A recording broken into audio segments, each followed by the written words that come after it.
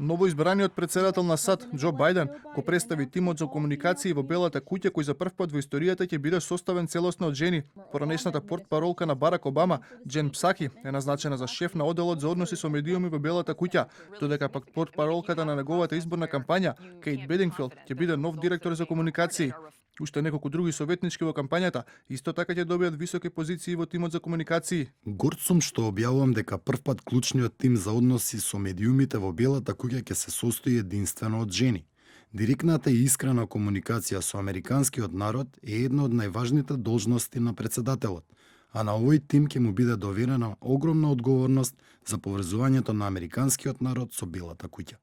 Идната подпредседателка на САД, Камала Харис, официјално ќе биде представувана од Симон Сандерс и Ешли Ейтен. Претходно, двете беа и високи советници во кампањата на Бајден.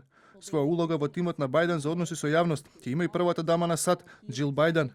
А во првото интервју која го даде после изборите на 3 декември, Доналд Трамп ги повтори обвинувањата за изборни измами. Во телефонски разговор за Fox Business News, актуелниот американски председател изрази сомнеш дека Врховниот суд ќе ги разгледа сите жалби кои го поднел неговиот тим. Сите жалби кои досега беа поднесени од страна на неговиот изборен тим беа одбиени поради недостаток на докази.